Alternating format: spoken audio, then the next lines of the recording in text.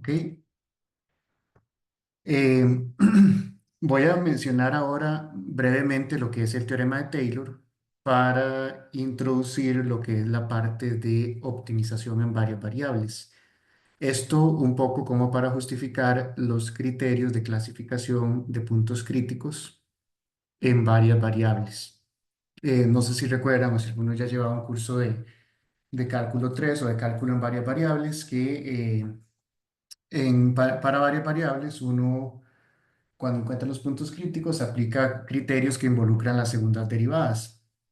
Esos criterios se pueden ver en términos de matrices. Y bueno, la justificación de por qué esos criterios funcionan tiene un poco que ver, bueno, no poco, tiene todo que ver con el teorema de Taylor, ¿verdad? Es una consecuencia directa del teorema de Taylor.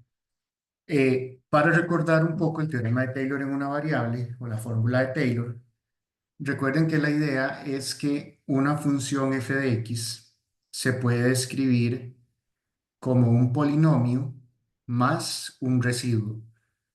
¿Verdad? O sea, la idea es que si yo tengo una función que es de clase Cn más uno, eso quiere decir que tengo n más 1 derivadas y eso alrededor de un punto A, yo puedo escribir f de x como f de a más la primera derivada evaluada en a entre 1 factorial por x menos a, segunda derivada evaluada en a, 2 factorial x menos a al cuadrado, y así sucesivamente hasta la enésima derivada evaluada en a, n factorial x menos a al cuadrado.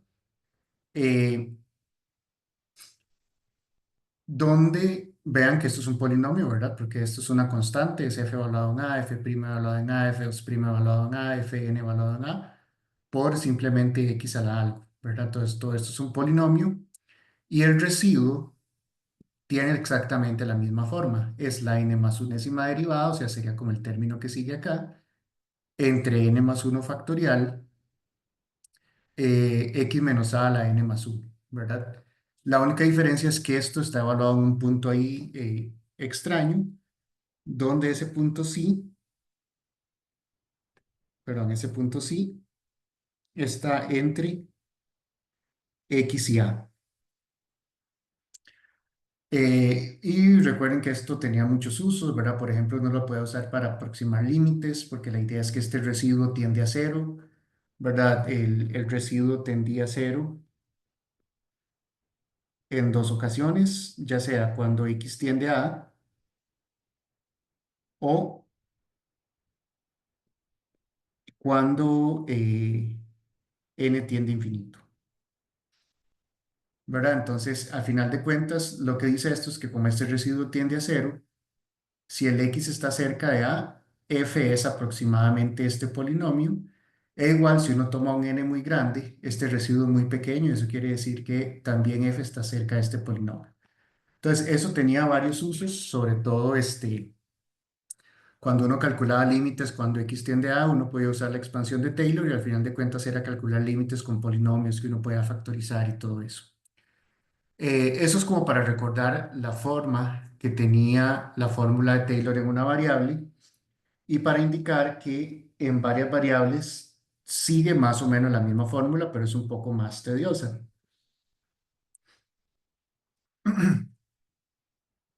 Entonces, el teorema de Taylor en varias variables, de hecho es incluso tedioso de escribir, así que voy a escribirlo como con palabras, cierta parte de la fórmula, sea f de r d en r, voy a poner de a en r, de clase Cn más uno en a, donde a es un vecindario de un punto A. Voy a poner que ese conjunto A está en RD.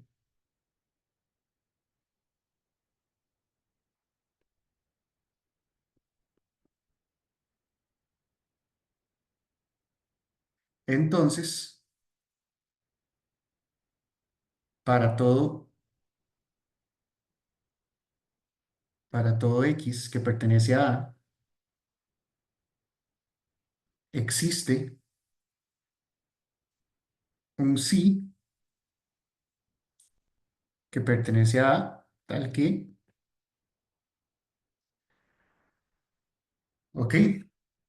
Eh, la idea va a ser la misma, que f de x yo lo puedo escribir como cierto desarrollo y un residuo evaluado en ese sí, pero es mucho más tedioso de escribir. Entonces, va a ser de esta forma.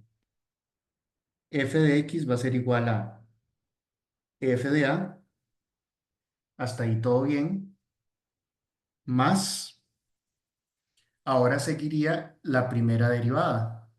El único problema es que yo no tengo una única derivada, sino que tengo derivadas parciales. Entonces tengo que sumar todas las derivadas parciales.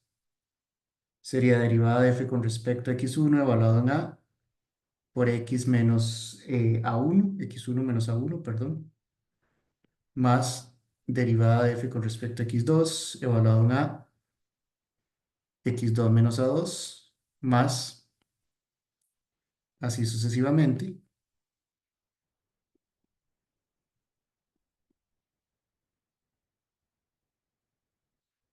Vean que es las derivadas parciales evaluadas en a por el x menos a, pero solo la componente correspondiente, ¿verdad? Ahora, lo que dice el teorema de Taylor es que sigue entonces, bueno, ahí hay un 1 factorial, pero 1 factorial es 1. Ahora sigue la segunda derivada, entonces sería la suma de todas las segundas derivadas.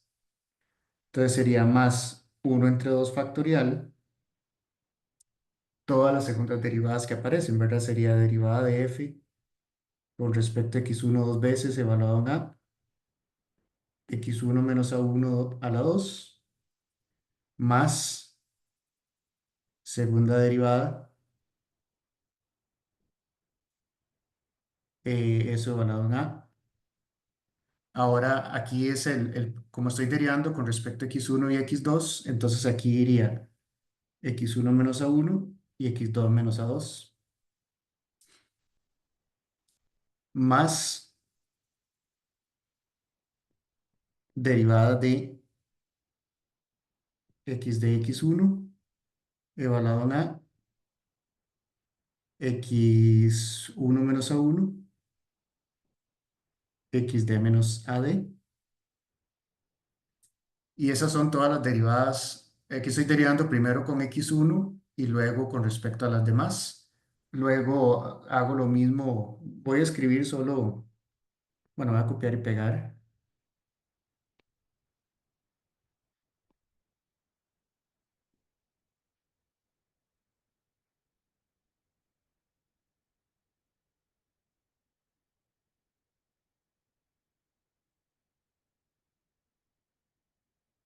Voy a poner aquí un más.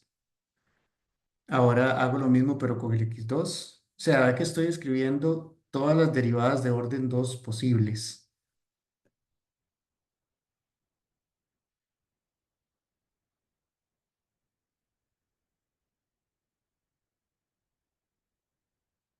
Aquí sería x2, aquí sería x2 menos a2. Eh, bueno, aquí voy a poner aquí x1, x2.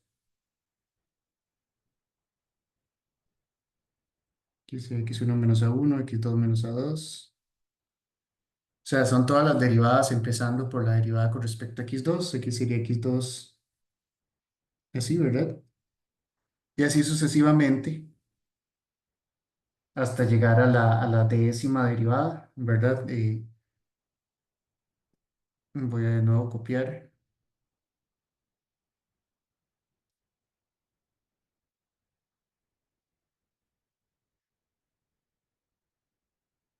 Aquí voy a tratar vamos a ver, aquí sería x1, xd,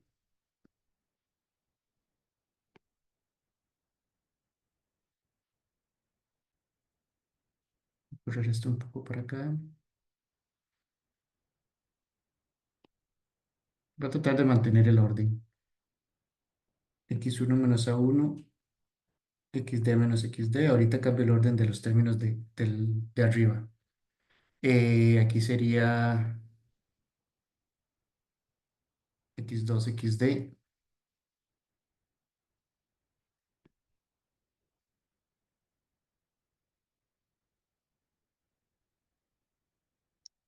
Lo que importa es que se entienda el patrón que sigue. Y aquí sería con respecto a xd dos veces. Voy a escribir todo mejor. Sería la segunda derivada de f con respecto a xd dos veces, evaluado en a, por xd menos ad al cuadrado. Voy a intercambiar un momento estas de acá.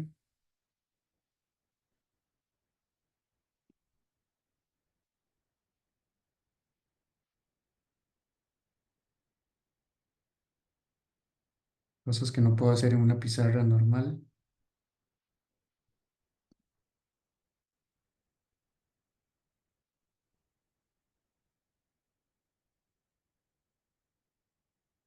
Ok, así.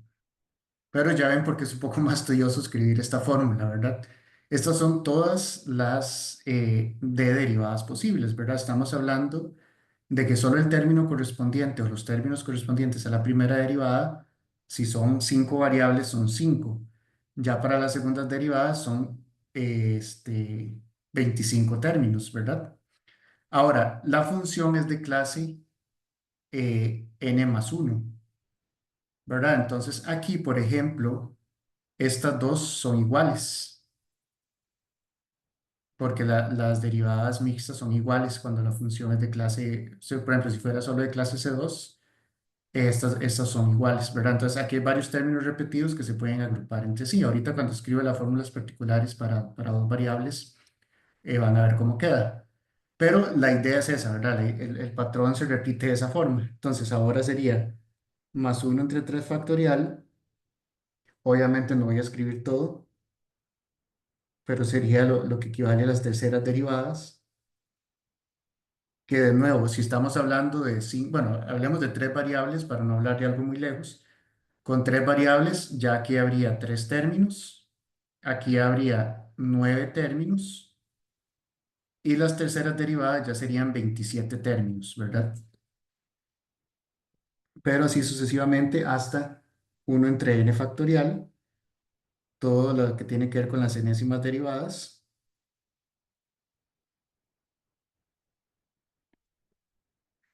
más un residuo, donde ese residuo es la suma de las n más unésimas derivadas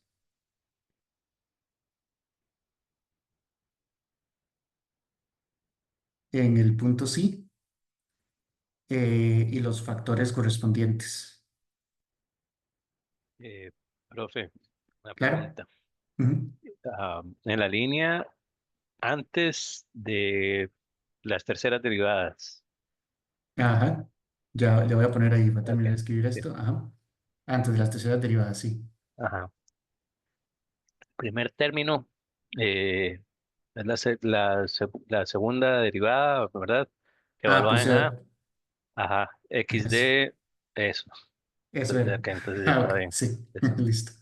Ok, Ujú. ok. Todo Listo, bien. sí. Me respondió antes de preguntar. Hombre, así, sí, lo vi así inmediatamente, me saltó a los ojos. Gracias. Sí, ok.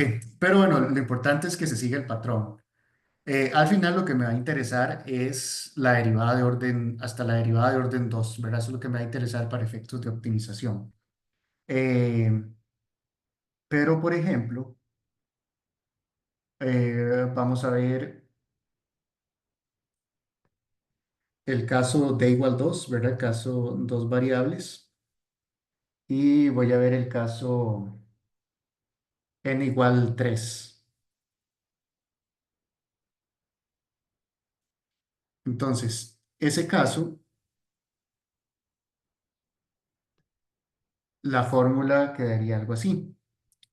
Estamos hablando de dos variables. F de XY es igual a, voy a poner que el vector X es un vector XY, el vector A es un vector AB, F de XY es igual a F de AB más las primeras derivadas, son solo dos.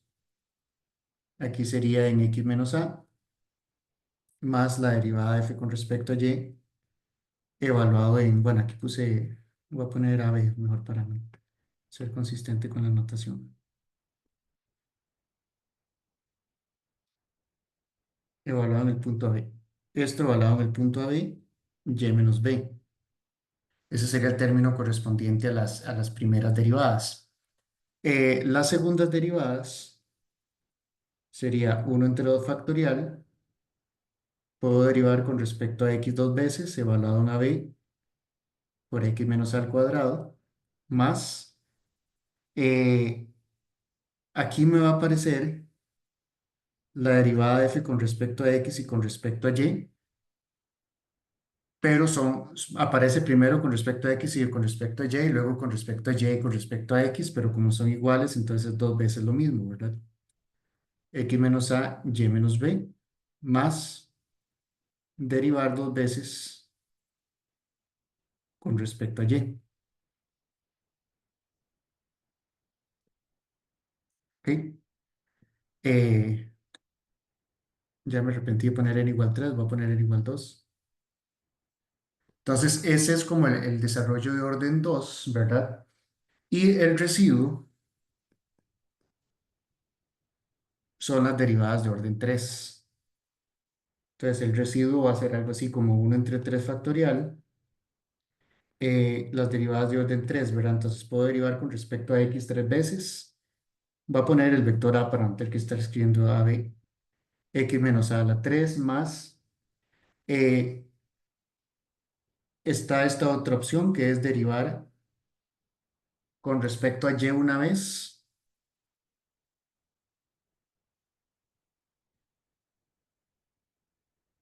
perdón, aquí solo y menos b. Con respecto a y una vez, ¿verdad? Entonces por eso aparece y menos b solo a la uno. Y con respecto a x dos veces, entonces por eso aparece esto. Ahora, ahí, esta va a aparecer tres veces, ¿verdad? Porque puede ser yxx, xyx o xxy. Esa aparece tres veces. Y la otra, la que es bueno, tengo un errorcillo ya casi, la que sería más bien al revés. El errorcillo es que el residuo va evaluado en sí, no en A.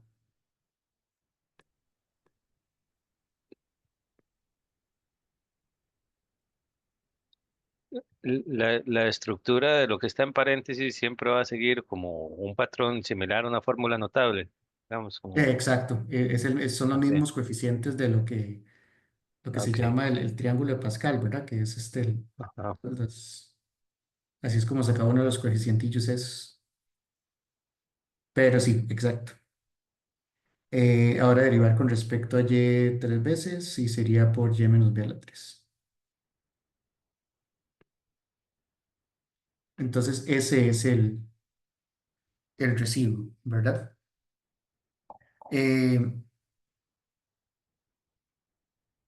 O sea, ya ven que algo de orden 2 incluso ya es complicado, ¿verdad? El residuo es una cosa grande.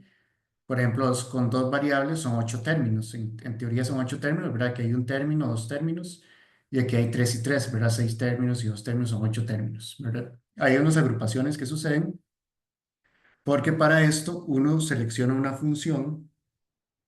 Para aplicar ese teorema, uno selecciona una función que sea de clase C3. Entonces, como es de clase C3, es de clase C2 y es de clase C1. Entonces, todas las derivadas mixtas de orden 3 y de orden 2, todas las derivadas mixtas son iguales. Entonces, esa es como la idea de la fórmula de Taylor. Ahora, como les dije, voy a concentrarme en el polinomio de orden 2. Eh,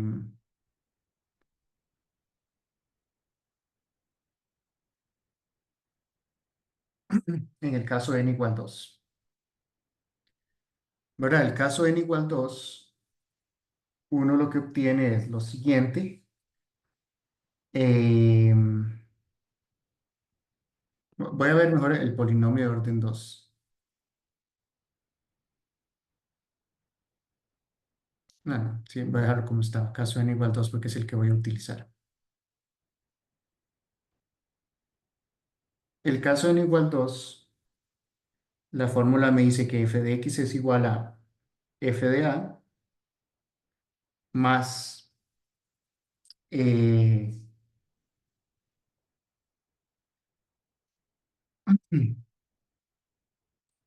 voy a escribirlo así, la suma desde j igual a 1 hasta d de la derivada de f con respecto a xj, evaluado en a, por xj menos aj, ¿verdad? Esto es esta suma. Todas las primeras derivadas evaluadas en a por las variables correspondientes. Las segundas derivadas, bueno, aquí sería algo así como, vamos a ver cómo lo escribo en bonito. Las segundas derivadas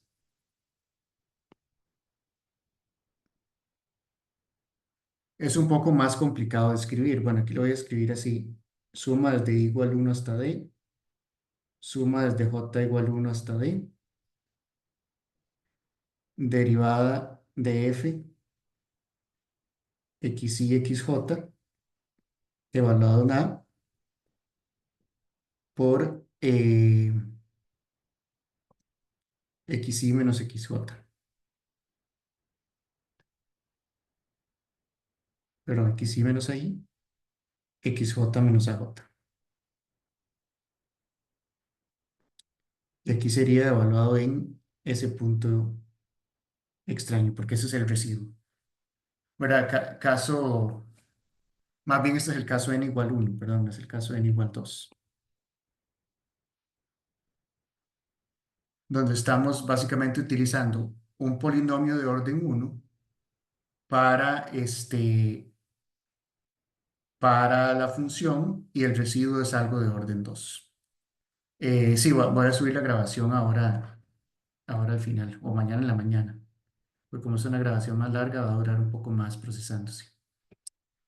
Ok, ahora lo que quiero hacer es escribir esto de una forma distinta. Esto de acá, vean que lo que estoy haciendo es calculando cada derivada parcial y la estoy multiplicando por la entrada de xj menos aj, ¿verdad? Entonces, esto lo puedo escribir como f de a más, aquí básicamente tengo cada una de las derivadas parciales multiplicadas por una entrada de un vector. Vean que eso lo puedo escribir como el gradiente de f evaluado en a punto x menos a. ¿Verdad? Este gradiente son todas las derivadas parciales. Este vector es x1 a 1, x2 a 2, xd a d, ¿verdad? Entonces, a la hora de sacar el producto punto queda la derivada parcial con respecto a x1 por x1 menos a 1, derivada parcial con respecto a x2 por x2 menos a 2, ¿verdad? Entonces, esto resume esto y queda más en la forma del teorema de Taylor original, que sería como una derivada por x menos a. Esta fórmula de acá es un poco más complicada, pero la puedo escribir de la siguiente forma. Un medio x menos a por cierta matriz evaluada en el punto psi por x menos a transpuesto. ¿Dónde quién va a ser esa matriz? Esa va a ser una matriz que tiene las segundas derivadas. Sería algo así como derivada de f con respecto a x1 al cuadrado, luego derivada de f derivando primero con respecto a x1 y x2, derivada de f x1 xd. Aquí sería Esta fila sería derivar primero con respecto a x2.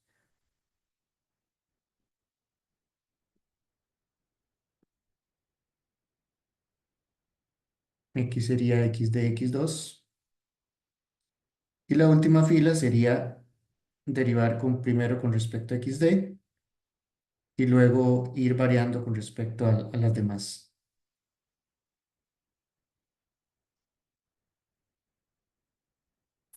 Pero me pregunta, ¿esa matriz es simétrica? Correcto, ahorita lo iba a decir. Y eso es Profe, importante para la teoría que sigue. Ajá, esa es la matriz gaussiana, de casualidad. exacto. O sea, ya lo iba a escribir. Vean que esta matriz, bueno, ahora, para ver que eso es cierto, traten de multiplicar, multipliquen esto, ¿verdad? Un vector, recuerden que es algo, 1 por d. Esto es d por d y esto es d por uno, ¿verdad? Entonces queda uno por d por d y d por uno. Al final esta multiplicación les va a quedar algo uno por uno. Esto es un número, ¿verdad? Esto es una suma de derivadas y multiplicaciones, estos son un número. Entonces esta multiplicación les va a quedar una matriz uno por uno, que es básicamente un número. Eh, para ver que eso es cierto, hagan esta multiplicación, ¿verdad? Multipliquen el vector por esto y vean que les queda exactamente esto. Es una multiplicación tediosa, pero ahí les sale. Voy a poner aquí HF sin evaluar en eso. Entonces, HF se llama la matriz hessiana de F.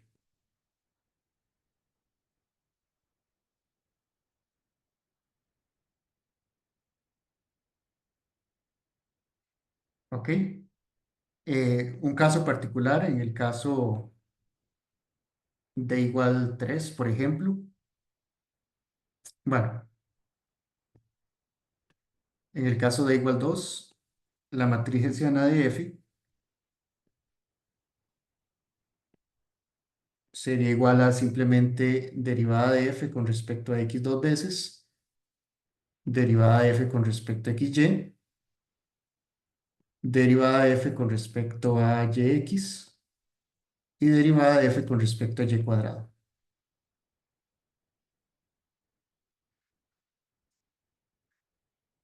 ¿Ok?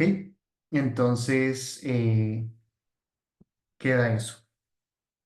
Ahora, vean que si F es de clase, si F es de clase C2, entonces la derivada con respecto a xy y luego xj es lo mismo que la derivada con respecto a xj y luego xy. ¿Eso qué quiere decir? Que la entrada ij de la matriz es lo mismo que la entrada ji, ¿verdad? Por ejemplo, aquí la entrada 1, 2 es lo mismo que la entrada 2, 1. La entrada 27, 54 es lo mismo que la entrada 54, 27, ¿verdad? Entonces, eso lo que quiere decir es que HF es una matriz simétrica. Y bueno, si han llevado álgebra lineal, hay toda una teoría para matrices simétricas. Y esa teoría es la que se va a utilizar para definir esos criterios de clasificación de puntos críticos. ¿Ok? Entonces, esa es la idea, ¿verdad? O sea, simétrica, por ejemplo, estos dos son iguales, ¿verdad? Estos dos no necesariamente son iguales, pero estos dos sí son iguales. Entonces, vamos a utilizar esta forma.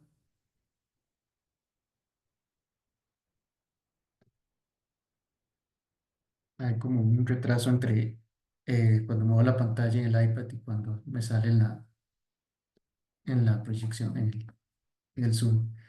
Vamos a utilizar esta forma de la fórmula de Taylor para clasificar puntos críticos. Eso lo vamos a ver en un ratito. Ok, De la fórmula de Taylor, eh, voy a escribir unos detalles nada más.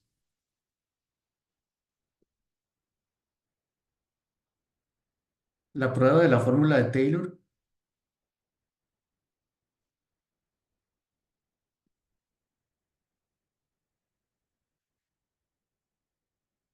no sé si se acuerdan de la prueba del teorema de valor medio que estaba en uno de los videos de la semana pasada, eh, que uno consideraba esta función, g de t es igual a f de a más t veces x menos a. Entonces, la prueba de la fórmula de Taylor es aplicar Taylor de una variable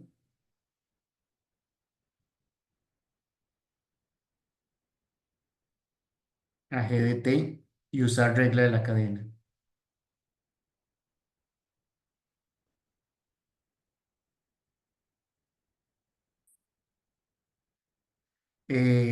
A g de t alrededor de cero.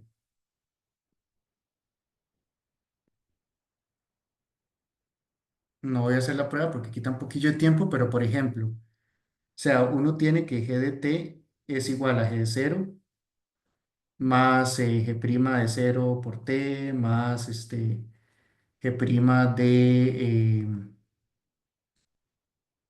bueno, y luego al final evaluar en t igual a uno más g2' de cero por t cuadrado entre 2 factorial más etcétera,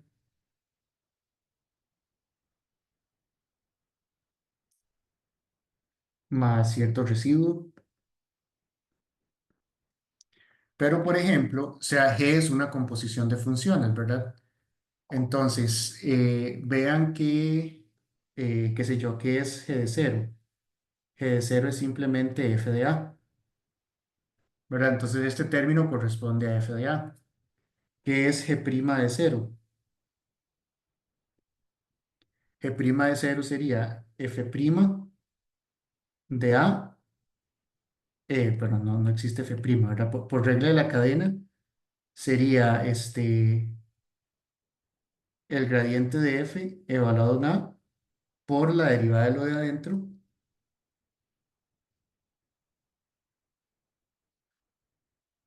que sería esto, ¿verdad? Sería el gradiente. Recuerden que las derivadas de f por las derivadas de todas las componentes de lo de adentro, que corresponde al gradiente punto del vector, ¿verdad? Que es derivar con respecto a t. Entonces, a la hora de calcular cada uno de los términos derivando, me van a salir, o sea, cuando uno calcula la segunda derivada de g, van a salir las segundas derivadas de f y a la hora de evaluar en cero queda ya lo que tiene que quedar. Este, entonces, esa es como la idea, ¿verdad? Entonces, esa es como la idea general de la prueba. No la voy a escribir, pero esa es la idea general.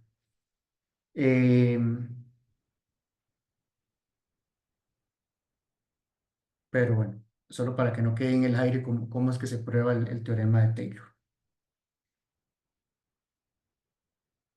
No sé si hay alguna pregunta hasta ahora. ¿Me puede hacer un toque para apuntar lo último que escribió, porfa? Claro, yo voy a Profe, subir estas notas, ¿verdad? También para aquello. de casualidad se podría volverme a explicar por qué queda ahí el gradiente. Acá, Ajá, en G' de cero. veámoslo así más bien. Voy a hacerlo mejor, aunque sea ese, lo voy a hacer con el paso completo. ¿Verdad? Vean que G es una composición. G es una función de R en R, que es F compuesta con H, donde H es una función de RD en RD, perdón, H es una función de R en RD,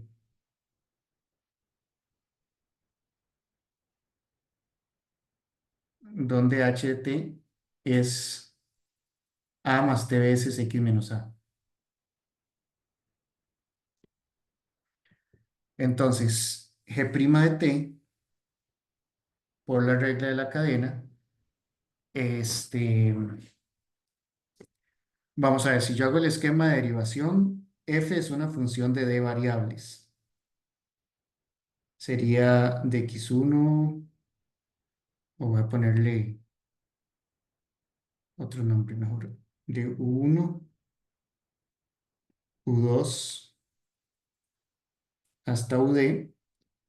Y aquí estoy metiendo una función que depende de t, que sería la función h. Entonces, para derivar eso, haciendo regla de la cadena, sería derivada de f con respecto a su primera variable por derivada de h con respecto a, o derivada de h1 con respecto a t. Vean que h de t es lo mismo que a1 más t veces x1 menos a1, ad más t veces xd menos ad. O sea, h es una función con d componentes. Entonces, y así sucesivamente me queda derivada de f con respecto a ud, derivada de hd con respecto a t. Entonces, al final de cuentas, me va a quedar respecto a u1, la derivada de h1 con respecto a t es x1 menos a1. Aquí sería derivada de f con respecto a su décima variable, xd menos ad. Entonces, vea que eso al final de cuentas me queda como df de u1, df de ud, punto x1 menos a1, xd menos ad, y eso es exactamente el gradiente de f. Bueno, eso va evaluado en un punto, ¿verdad? En el punto A, punto x menos a. Entonces, esa es como la idea de por qué queda eso. Y bueno, con las segundas derivadas el cálculo es más tedioso y terceras derivadas y así, pero de ahí es como sale esa fórmula. Profe, F es una Ajá. función que va de RD a RD, De RD a R. a R. Ok, Ujú. gracias.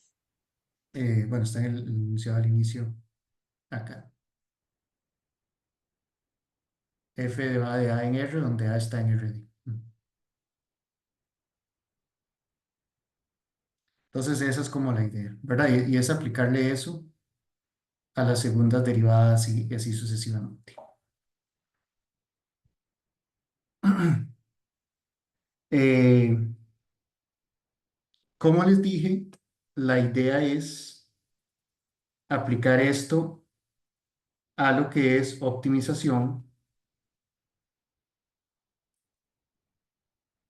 en varias variables.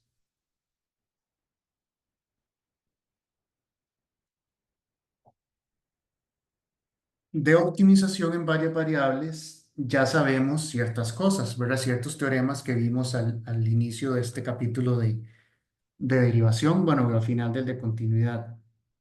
Sabemos varias cosas. Eh,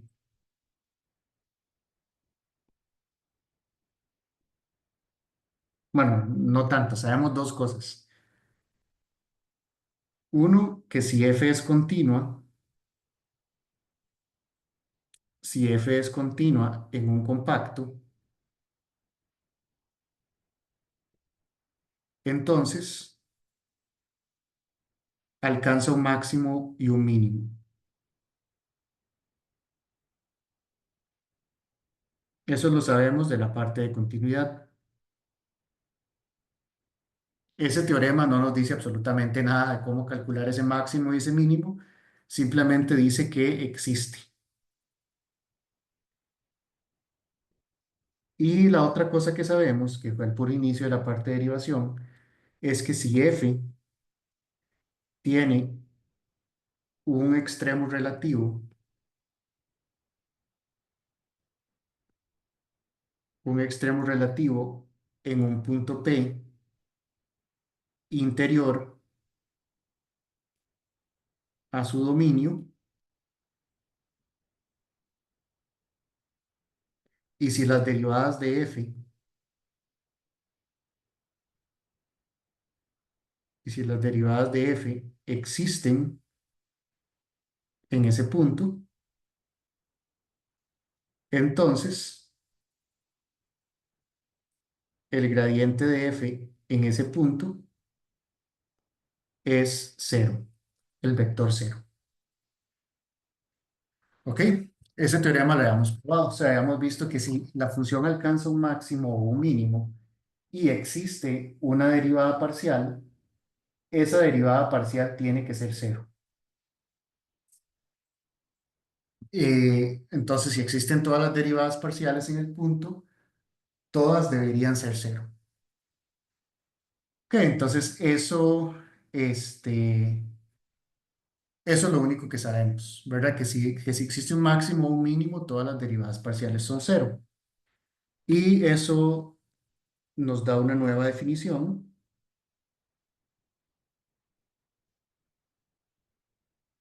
Un punto P, un punto P donde el gradiente de f en P es cero o no existe,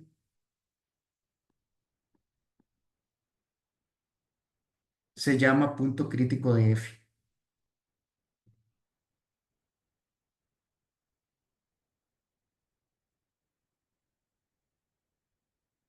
¿Ok? Y la vez pasada también teníamos un ejemplo de que no necesariamente un punto crítico es un máximo o un mínimo. Cuando digo extremo me refiero a máximo o mínimo. Es un extremo relativo y teníamos el ejemplo. Que el ejemplo era la función x al lado menos y a la 2.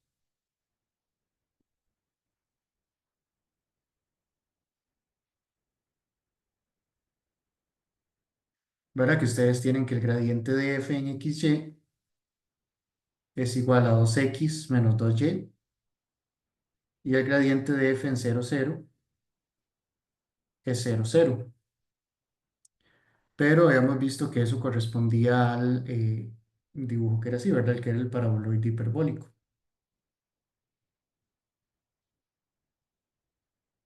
donde el punto 0, 0 corresponde a ese punto que está ahí en el borde precisamente.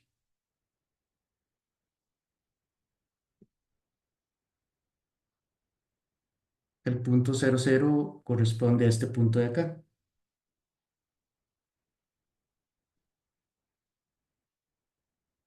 Que no es ni máximo ni mínimo, ¿verdad? Eso lo habíamos visto la vez pasada y habíamos visto por qué. Porque si uno agarra el punto 0 épsilon, da negativo, y si agarra el épsilon 0 da positivo, etcétera, ¿verdad? Entonces hay puntos positivos y negativos alrededor de eso, y el punto vale cero, ¿verdad? Ok, entonces, ¿cómo encontramos? O sea, cuando uno encuentra un punto donde el gradiente vale cero, no necesariamente es un máximo o un mínimo, pero son posibles puntos candidatos a ser máximos y mínimos. O sea, los puntos críticos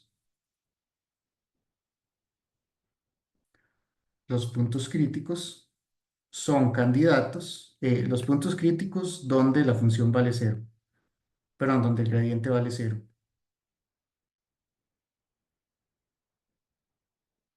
son candidatos a ser máximos o a ser no máximos y mínimos, sino a ser puntos donde se alcanza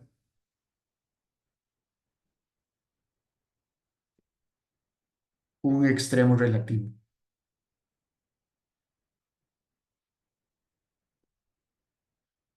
Entonces, al igual que se hacía en el cálculo de una variable, ¿qué era lo que hacía uno? Uno buscaba los puntos donde la derivada vale cero y luego aplicaba algún criterio para clasificar esos puntos a ver si son máximos o si son mínimos. ¿Ok? Entonces, algo así vamos a hacer ahorita. Veamos un ejemplo primero.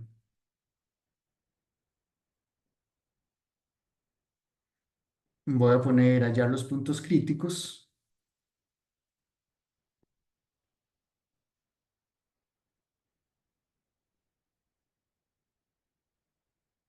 para f de xy igual a la 2x más 3y,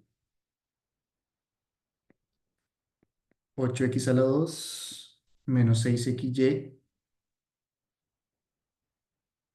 más 3y a la 2.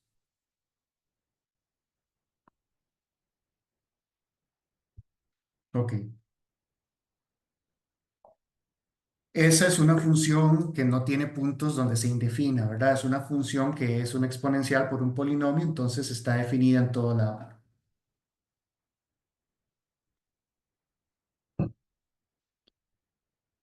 ¿Cómo se encuentran los puntos críticos? Eh, Hay que encontrar los puntos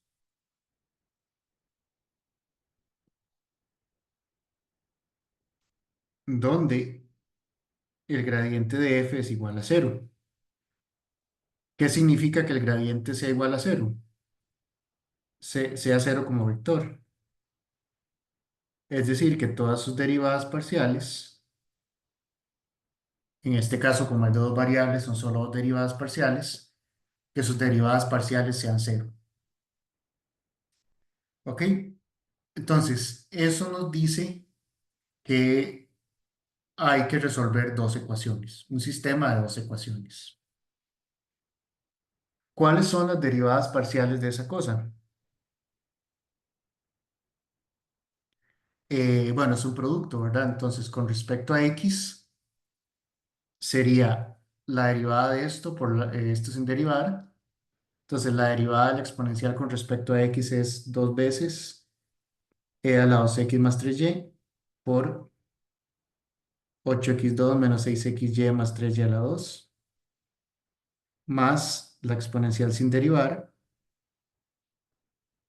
por la derivada de esto de acá, que sería 16x menos 6y, así.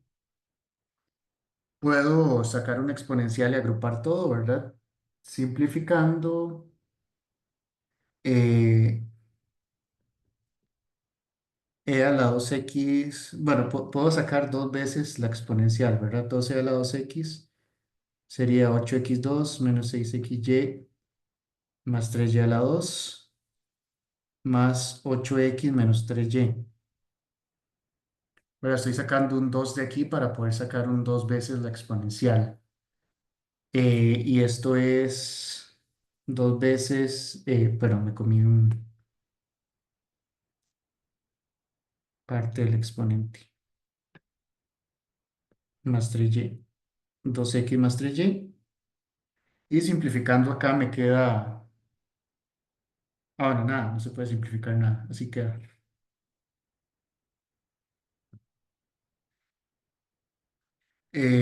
Y la derivada de f con respecto a y es similar, ¿verdad? Aquí sería más bien 3e a la 2x más 3y por 8x2 menos 6xy más, eh,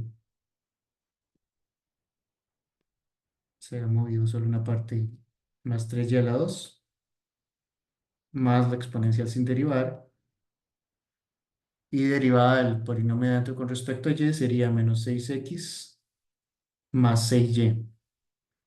¿Verdad? Entonces similar, uno puede sacar un 2 y que, perdón, a mí aquí tengo que sacar un 3, sería 3 a la 2x más 3y, 8x2 menos 6xy más 3y a la 2 menos 2x más 2y. ¿Ok? Esas son las derivadas parciales.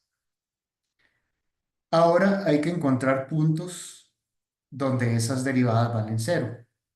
Y no solamente hay que encontrar puntos, sino encontrar todos los puntos donde la derivada vale cero, si uno quiere caracterizar por completo cuáles son los máximos y los mínimos. Entonces, ahora toca resolver el sistema de ecuaciones,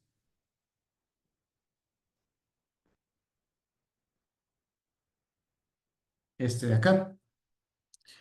Es importante que en el mismo punto todas las derivadas parciales tienen que ser cero, ¿verdad? No es que yo encuentro puntos para una derivada parcial y puntos para la otra.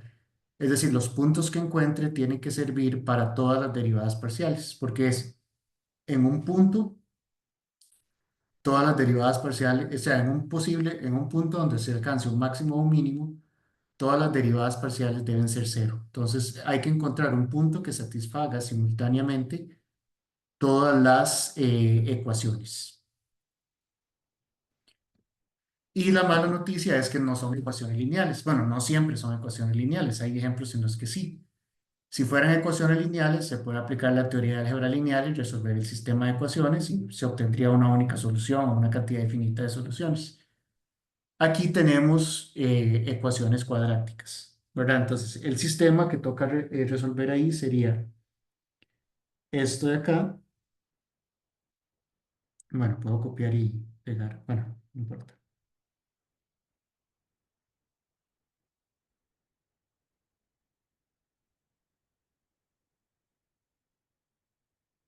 Sería eso igual cero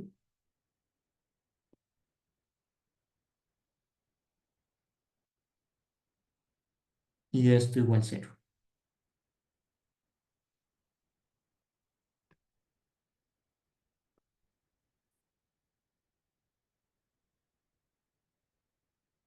Ok. Eh, Algo que simplifica este sistema es el hecho de que esta exponencial es distinta de cero, ¿verdad? Esto de aquí es distinto de cero,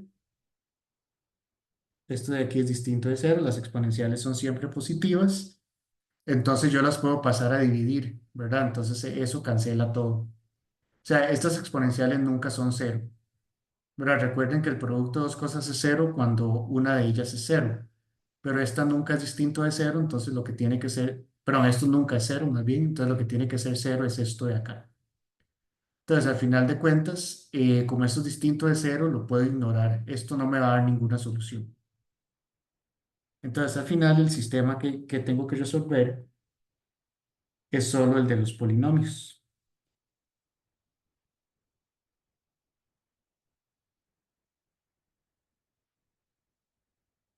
Ese sería el sistema que tengo que resolver.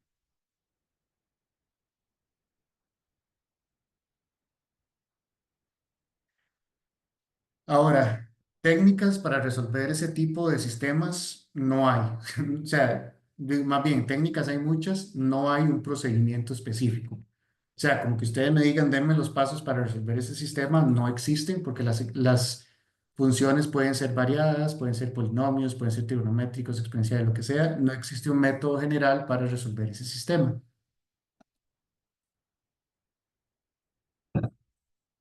Pero uno puede seguir métodos eh, métodos de álgebra lineal, aunque las ecuaciones no sean lineales, para tratar de simplificar cosas. Por ejemplo, ¿qué cosas puede hacer uno en álgebra lineal? Sumar ecuaciones para que se cancelen términos, multiplicar una ecuación por algo y sumarla a la otra para que se cancelen cosas, este, multiplicar ambas ecuaciones por algo y después sumarlas o restarlas, cosas así, ¿verdad? Siempre se puede combinar ecuaciones para eliminar términos y tratar de resolver. Entonces, por ejemplo, aquí uno puede notar, le voy a poner número a las ecuaciones, esta va a ser ecuación uno y esta ecuación 2. Eh, bueno, primero, cada una por aparte no se puede resolver, ¿verdad? Yo no puedo sacar nada de aquí porque es una ecuación en dos variables. Entonces, de esta ecuación por sí sola, yo no puedo sacar nada de esta ecuación por sí sola, yo no puedo sacar nada. Eso es como un primer paso que uno tiene que fijarse. Si alguna de todas las ecuaciones ya me dice algo, si en alguna yo ya puedo despejar X o si en alguna yo ya puedo despejar Y, aquí no me sirve, ¿verdad? Otra técnica que uno sabe en álgebra lineal es despejar y sustituir, ¿verdad? O sea, puedo despejar X aquí y sustituir aquí, o despejar Y aquí y sustituir acá, pero eso no siempre sirve, ¿verdad? Porque, por ejemplo, si uno despeja el X acá, hay una fórmula notable, una fórmula general, ¿verdad? Hay una X raíces cuadradas y luego toca meter aquí y se complica más el asunto. Pero bueno, ahí lo que podemos notar es, si uno no puede resolver en cada una por aparte, o si uno no puede despejar y sustituir, eh, lo más que puede intentar hacer es combinar, tratar de combinar ecuaciones. Entonces, por ejemplo, yo puedo restar la ecuación uno menos la ecuación 2. Entonces, eso me dice que se cancela toda esta primera parte y me queda solamente esto. Entonces, a la hora de restar esas dos ecuaciones, me queda 8x menos 3y menos 2x más 2y es igual a 0 menos 0. Entonces, ahí me va a quedar 10x menos 5y es igual a 0. Y de ahí me sale, por ejemplo, que y es igual a 2x. Entonces ya tengo al menos algo. Ya tengo y en términos de x. Y ahora puedo sustituir en cualquiera de las dos ecuaciones.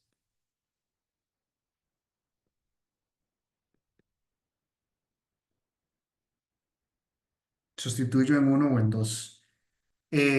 Cuando, por ejemplo, esta solución, o no esta solución, sino esta igualdad de acá, me salió de combinar las ecuaciones uno y 2.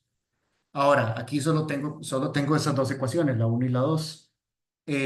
Pero en general, si yo combino dos ecuaciones y me sale algo, cuando yo sustituyo en cualquiera de esas dos ecuaciones que combiné, me debería dar lo mismo. Me debería quedar la misma ecuación. Entonces, aquí no importa en cuál de las dos ecuaciones sustituya, me debería quedar la misma ecuación o una ecuación equivalente. Entonces, si sustituyo en uno o en 2, voy a sustituir, por ejemplo, en uno tengo 8x2 menos 6x por 2x. Estoy sustituyendo y igual 2x en la primera ecuación, más 3 por 2x a la 2, más 8x menos 3 por 2x. Eso debería dar 0. Esto es una ecuación que solamente está en términos de x, ¿verdad? Eh, Vamos a ver, esto me queda 8x a la 2 menos 12x2 más 12x2 más 8x menos 6x igual 0. Y ahí se cancela el 12x2, 8x menos 6x queda 2x, queda 8x2 más 2x es igual a 0.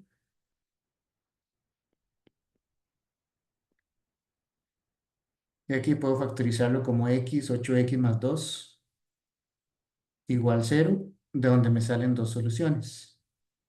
X igual 0 o x es igual a un cuarto, menos un cuarto, perdón.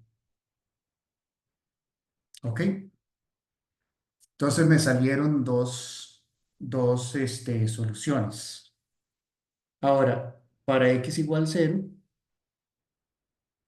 entonces y es igual a 2 por 0, o sea, es igual a 0. Y para x igual a menos un cuarto,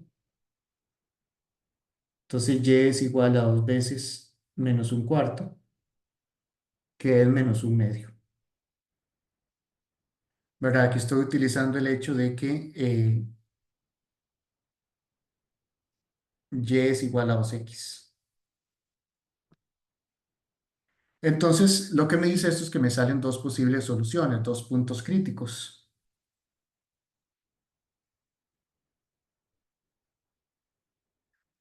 sería el punto 0,0 y el punto menos un cuarto menos un medio.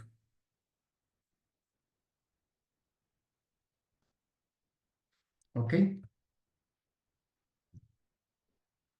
Entonces,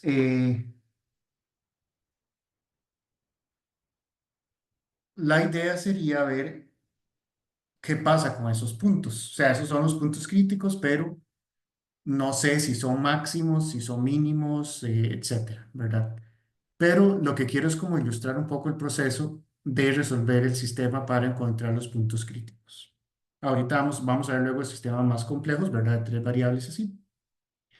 Pero eso es como una idea general de cómo verlos.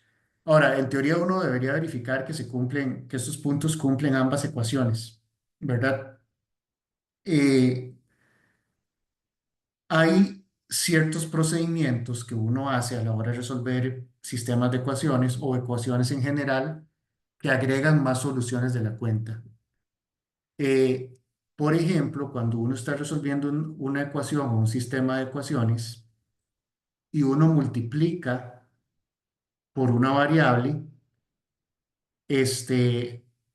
uno está agregando soluciones extra, ¿verdad? Por ejemplo, si ustedes multiplican una ecuación por x, están agregando la solución x igual cero.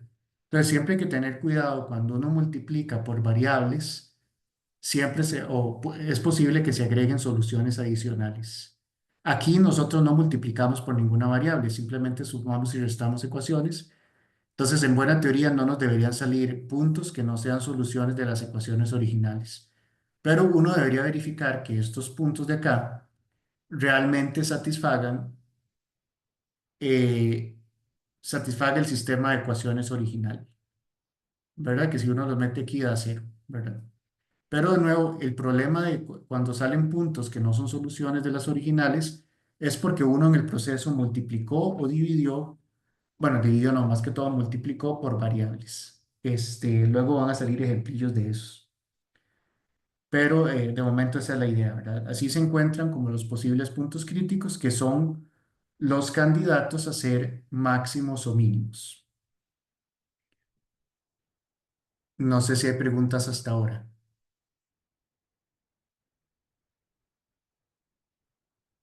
¿Ok? La pregunta es entonces, ¿cómo los clasifico?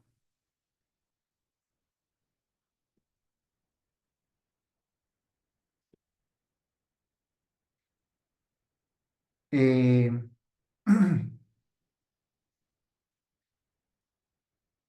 para funciones de dos variables, voy a escribir el criterio y ahorita les digo el caso general para que vean de dónde sale ese criterio.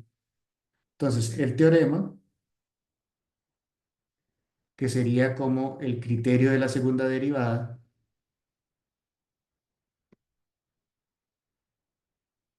criterio de la segunda derivada, eh, en el caso de igual 2, o sea, dos variables, dice lo siguiente, sea f de clase C2 en un vecindario de un punto crítico. Voy a ponerle C, que creo que es lo que voy a usar ahora en la teoría. Un punto crítico C sea delta igual. Voy a escribirlo en términos en esta notación. Bueno, voy a escribirlo en ambas notaciones, mejor para que no haya confusión.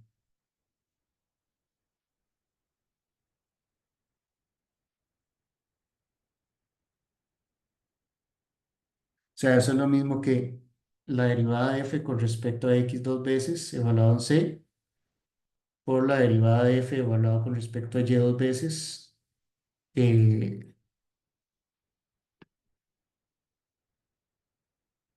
evaluado en c menos la derivada mixta evaluada en c al cuadrado. Entonces, a eso le vamos a llamar el discriminante.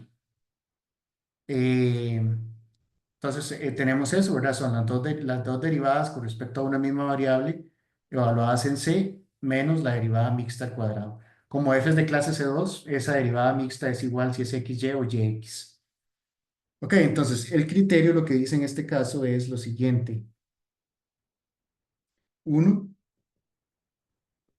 si ese discriminante es menor que cero, eh, C es lo que se llama un punto de silla.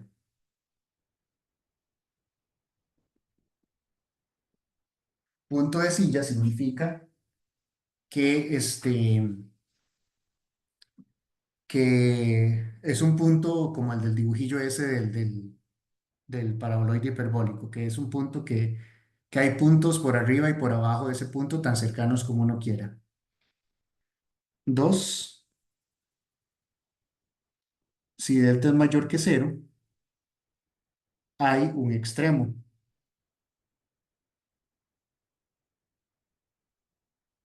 Hay un extremo relativo en C.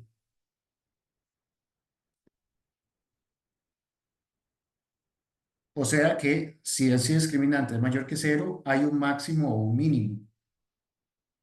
¿Cómo sabemos cuál de los dos? Si de 1 de f en C, que es lo mismo que la derivada de f con respecto a x dos veces en C, es positivo, entonces hay un mínimo.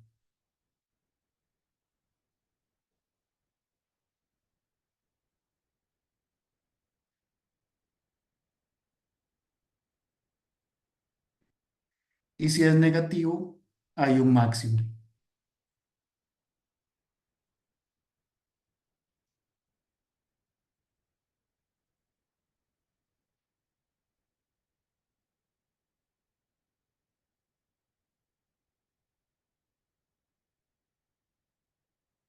¿Ok?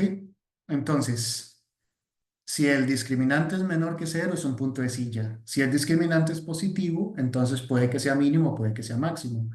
¿En qué nos fijamos? Nos fijamos en este signo de acá. Si este es positivo hay mínimo, si es negativo hay máximo. Y el caso 3 es si ese discriminante es cero. Si ese discriminante es cero, el criterio no decide.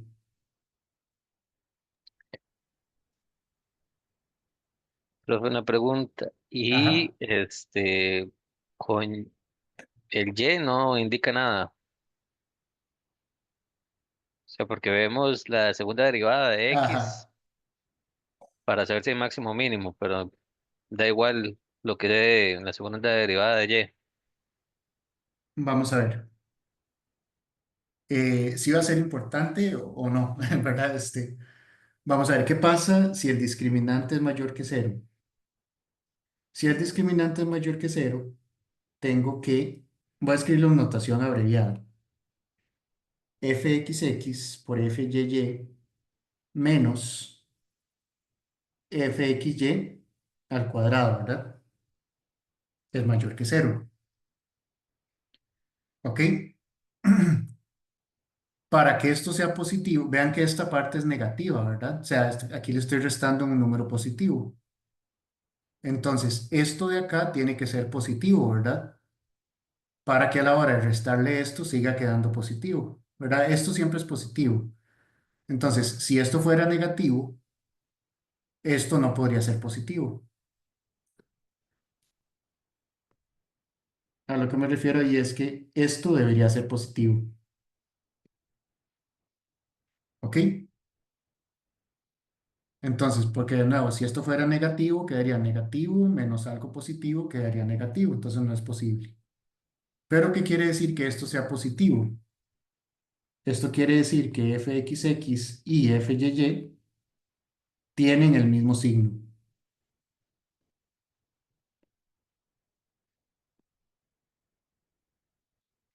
Entonces, aquí yo puedo usar el de x o el de y, porque si es Si estamos en el caso donde el discriminante es positivo, tanto el de X como el de Y o ambos son positivos o ambos son negativos.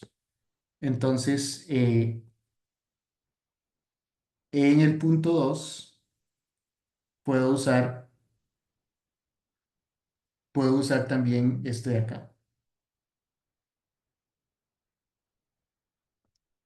Entonces, por eso no importa cuál de los dos se use. El teorema se enuncia con el X por ser el primero, pero en teoría se puede usar cualquiera de los dos. Entonces, esa es como la Ya, idea. Ujú, gracias. ujú. ¿Ok? Profe, Entonces, preguntilla. claro, claro. ¿Qué pasa en la tercera situación? ¿Cómo hacemos? ¿Existe algún otro criterio que nos ayude a discernir o estamos ciegos del todo en ese lugar? Ahí lo que toca es pues, rezar que la función no sea muy fea y ver qué sale. No, ahí lo que toca es pelearse con la función. O sea, ver cómo es esa función en sí, si es algo, o sea, ya hay que meterse directamente con la función, tratar de ver si es algo fácil de imaginarse a nivel gráfico o una cosa así, pero no hay forma como de saberlo directamente Ah, con ok. solo verlo. Entonces hay que irnos a como al gráfico, digamos, directo. No es que podemos intuirlo sin alguna representación. Sí, no Ya, ya. podemos, sí, exacto, exacto. Hay que pelearse con eso. Usualmente esos casos no salen, ¿verdad? Porque son los no interesantes, pero Ot- esa es la ot- idea. Ujú. Otra pregunta, si lo que estamos tratando de buscar es si es máximo o es mínimo, y a la hora de sacar un punto crítico, pues tenemos un punto, ¿verdad? Donde ya evaluamos todo lo que hicimos. Ajá. Para saber si es máximo o mínimo, no bastaría con evaluar un punto siguiente y un punto anterior para saber si la derivada, aunque sea la primera, crece antes o decrece después y así, como para saber. El problema ahí es qué significa un punto anterior, ¿verdad? ¿Qué significa un punto siguiente? Ujú, Porque, por ejemplo, un extremo relativo puede ser un abierto muy pequeño alrededor del punto. Qué sé yo, puede ser algo como así, ¿verdad? Y hay como un huequillo ahí y hay como una montañilla ahí chiquitilla, ¿verdad? ujú, Entonces, este puede ser un máximo y usted puede agarrar un punto de aquí que quede más arriba de ahí, ¿verdad? Entonces, puede ser como engañoso. ya, Ujú. ok. Sí. Eh, Voy a volver al ejemplo que teníamos. En el ejemplo anterior,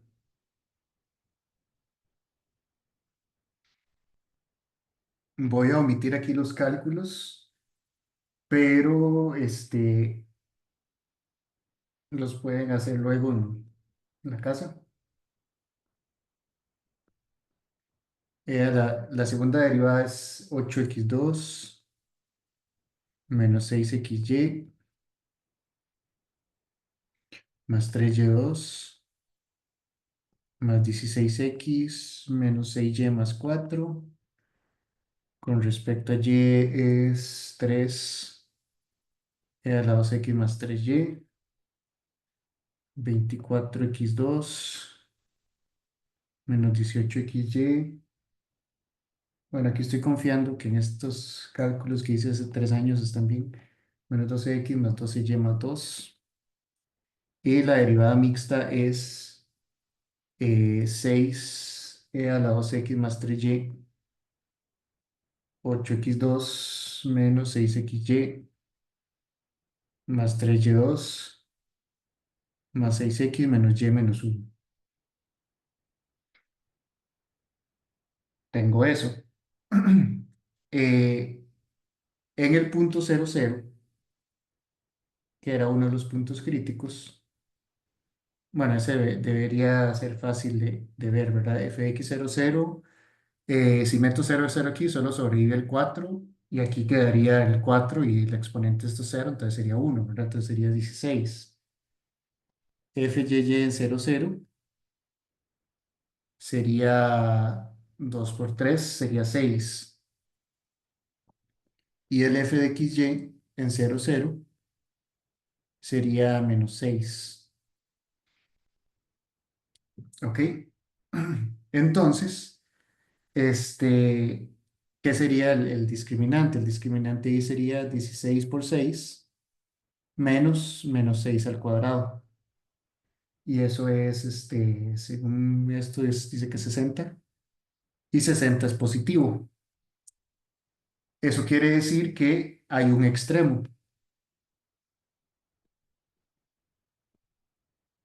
Hay un extremo relativo. Pero, como f de x en el punto 00 es mayor que cero, entonces, ¿cuál de los dos? Hay un mínimo relativo.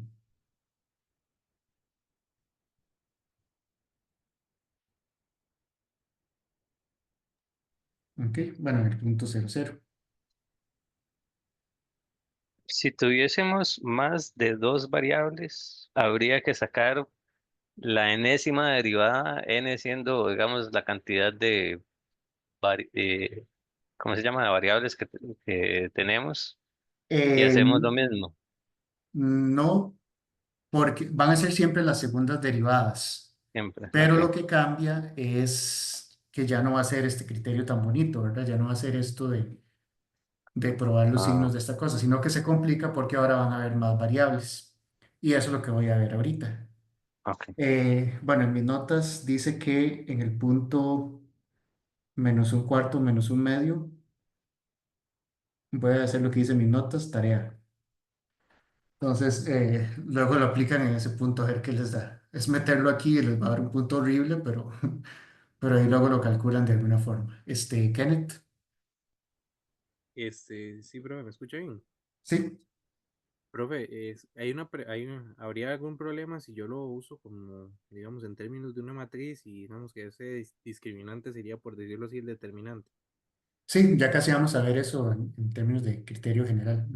Ok, ok. Ujú. Otra consulta, profe, es que vamos a ver, me acuerdo, por ejemplo, cuando llevamos la parte de varias variables, mencionaban algo, digamos, como que el punto dependía si el conjunto era compacto o no, porque si no había que analizar la frontera. Sí, ahorita eso es un punto que va, eso es un tema más adelante también, que vamos a ver cómo se encuentran en un conjunto compacto. Ahorita lo que estamos viendo es cómo encontrar extremos en el interior de un conjunto.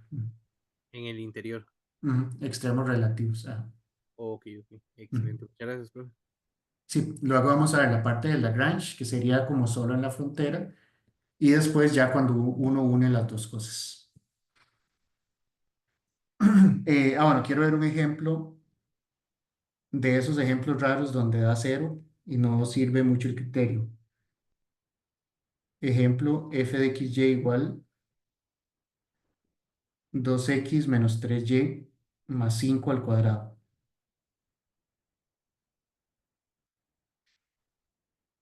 Vean que esta cosa, este,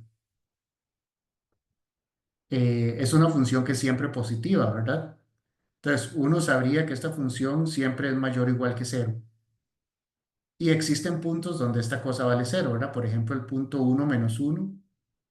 En ese punto, en el punto uno menos uno, esta función vale cero. Entonces, uno puede ver ya que el mínimo de esa función es cero, porque cero es lo mínimo que vale, ¿verdad? Existe un punto donde vale cero y la función es siempre mayor o igual que cero. Pero hagamos el procedimiento. La derivada con respecto a x es 2 veces 2x menos 3y más 5 por 2. O sea, esto es 4, más bien 8x. Voy a dejarlo como está.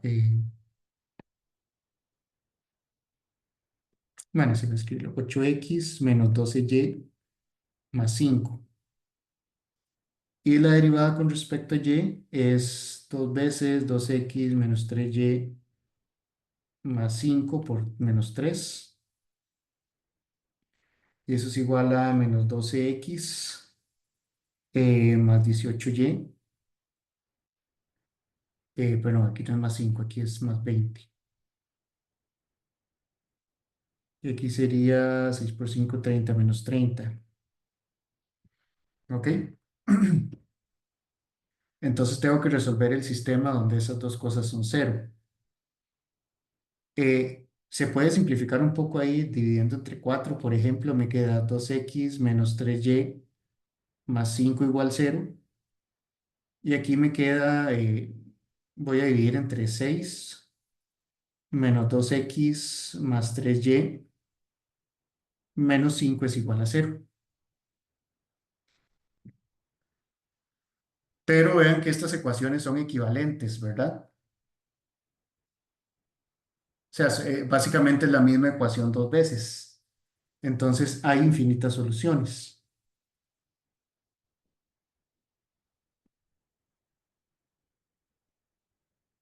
porque es básicamente la misma ecuación dos veces.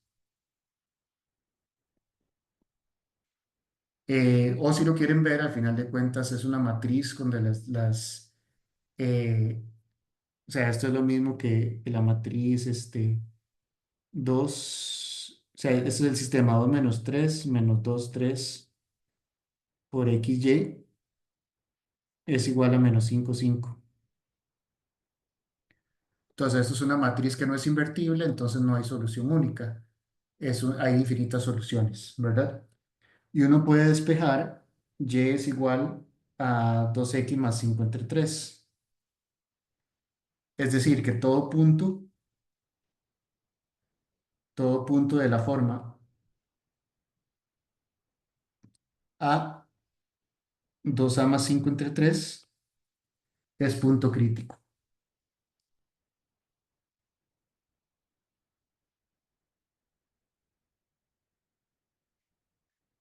Recuerden que cuando hay infinitas soluciones uno las puede escribir así en forma paramétrica. ¿Quiénes son las segundas derivadas? La segunda derivada con respecto a x dos veces es 8. Con respecto a y dos veces sería menos 12. No, perdón, sería 18. Y con respecto a xy sería menos 12. Entonces, ¿quién es el discriminante? Sería 8 por 18 menos menos 12 al cuadrado. Y resulta que eso da 0. Entonces el criterio no decide.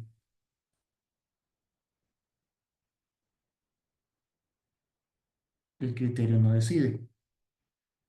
¿Qué se puede hacer en esos casos? Vean que en un punto de la forma que nos dio acá, la imagen de ese punto sería, recuerden que la función era 2x menos 3y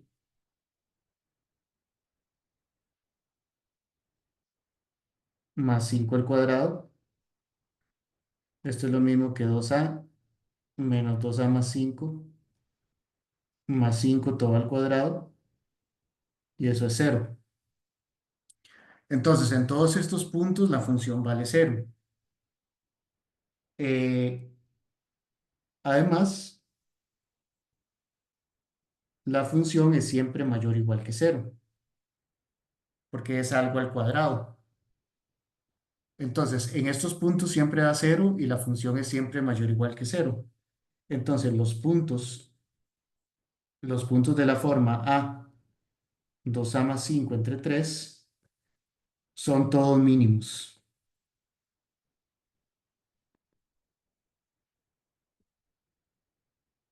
De hecho, el dibujo de esa cosa,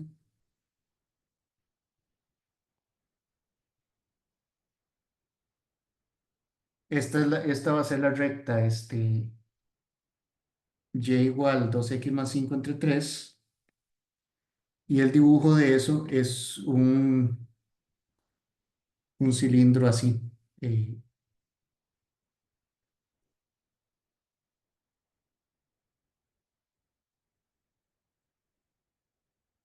Va a ser algo así.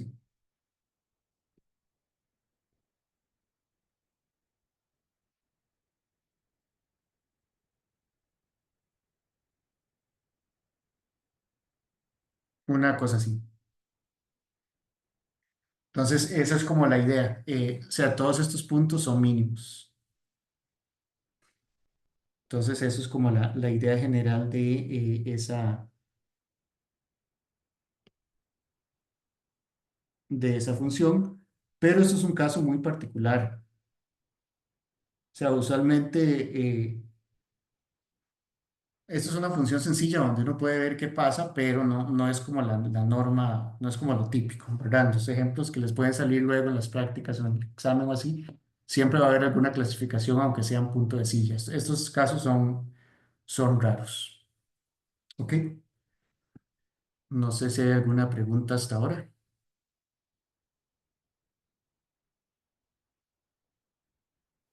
Todo bien, profe. Ok. Entonces, voy a pasarme a la presentación.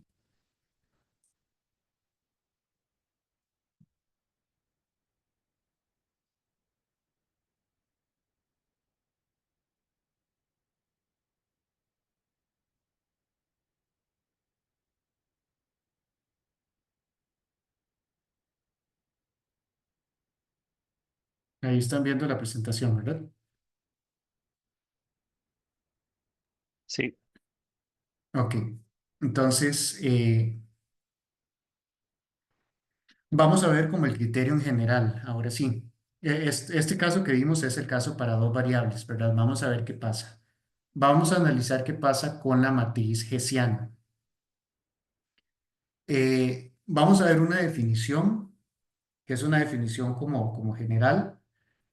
Eh, una matriz es definida positiva si para todo vector este producto que está acá es positivo. V por A por V transpuesta es positivo. Vean que esto se parece mucho a lo que salió cuando vi la fórmula de Taylor, que era un vector por la matriz hessiana por otro vector transpuesto mayor que cero. Entonces, esto es un nombre que se le da a esas matrices. No sé si esto lo vieron en álgebra lineal en algún momento, a veces en cálculo 2 se veía así, si era un cálculo 2 una cosa así.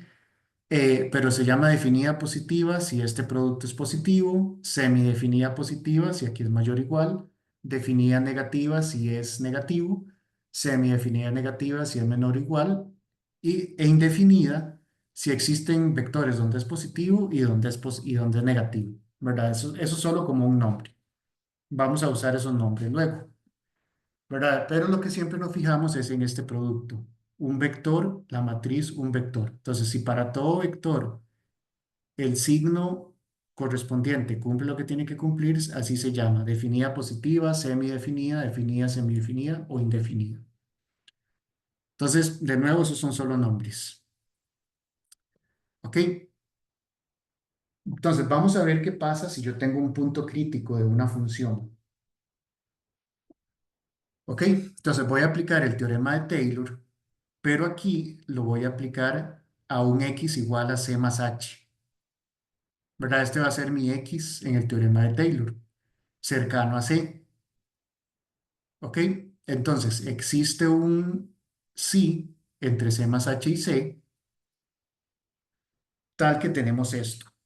¿Verdad? Esto es la misma fórmula que les escribí al puro final. Tengo f de x, que x es C más H, es igual a f de C más el gradiente en H más un medio H por la matriz hessiana evaluada en ese punto por H transpuesto. Pero C es un punto crítico. Como es un punto crítico, eh, bueno, aquí estoy poniendo que es un punto crítico donde el gradiente vale cero, porque recuerden que les definí punto crítico como o que el gradiente vale cero o que no existe. Pero aquí estamos en el caso en que sí existe y el gradiente vale cero. ¿Verdad? Como es un punto crítico y el gradiente vale cero, entonces este término de acá se muere. Entonces, ¿qué me queda? Me queda solamente f de c y me queda la parte de las segundas derivadas que es h por la matriz hessiana por h transpuesto. Y lo puedo reescribir de esta forma. F de c más h menos f de c es igual a esto. ¿Ok? Y la idea es que H, o sea, C más H, es cualquier vector cercano a C. C más H es cualquier vector cercano a C. Entonces, ¿qué pasa si esta diferencia, vamos a decir, lo escribe aquí, sí, ¿qué pasa si esta diferencia es positiva? Si esto es positivo, me dice que cualquier vector cercano a C, su imagen es más grande que la de C, o sea que C sería un mínimo, ¿verdad? O sea, si esta diferencia es positiva, quiere decir que cualquier cosa que yo ponga acá cercana a C, su imagen es más grande que la f de C, o sea que f de C sería un mínimo. Si esta diferencia es negativa, entonces la imagen de esto tiene que ser más pequeña que la imagen de C. O sea que en C habría un máximo. O sea, el f de C sería más grande que todos los puntos, que la imagen de todos los puntos que están cercanos a C. Entonces, para ver el signo de esto, basta con ver el signo de esto de acá. ¿Ok? Entonces, el signo de esta cosa rara me va a decir si C es un máximo o si en C se alcanza un máximo o si en C se alcanza un mínimo. Pero el signo de esto tiene que ver con lo que vimos al inicio, ¿verdad? Entonces, si la matriz hessiana es definida positiva, entonces esto es positivo y aquí habría un mínimo. Si la matriz hessiana es definida negativa, esto sería negativo y aquí habría un máximo. ¿Verdad? Entonces, si sabemos el signo de esta cosa, podemos saber cómo es C. Ahora, si esta matriz es indefinida, quiere decir que hay puntos donde hay máximos y hay puntos donde perdón, hay puntos donde hay negativos y hay puntos donde hay positivos, entonces esto sería a veces positivo, a veces negativo, entonces C sería un punto de silla. Entonces, el tipo de matriz que sea la matriz hessiana me va a decir si en el punto hay un máximo, un mínimo o un punto de silla. Bueno, algo que no mencioné. Bueno, sí, perdón. Esta definición solo vale para matrices simétricas. Ok, entonces si f es de clase C2, como les había mencionado hace un rato, la matriz hessiana es simétrica, porque las derivadas mixtas son iguales. Ok, entonces como f es de clase C2, el signo de esta cosa define al signo de esto, ¿verdad? O sea, esto es un punto que está cerca de acá. Entonces, esta es una función continua, entonces si el signo de esta matriz está cercano al signo de esta matriz, entonces tienen que tener el mismo signo, ¿verdad? Pero el resultado es el siguiente, que es lo que les acabo de mencionar. Si f es de clase C2 en un vecindario de un punto crítico C y H es su matriz hessiana en C, entonces, si la matriz hessiana es definida positiva, en C hay un mínimo. Si la matriz es definida negativa, en C hay un máximo. Si la matriz es definida, en C hay un punto de silla. Y en cualquier otro caso, el criterio no decide. ¿Qué es cualquier otro caso? Como que las cosas den cero siempre o cosas así, cosas extrañas. Vamos a ver. Entonces, para saber si es un mínimo o si es un máximo, hay que saber si la matriz es definida positiva, definida negativa o si es indefinida.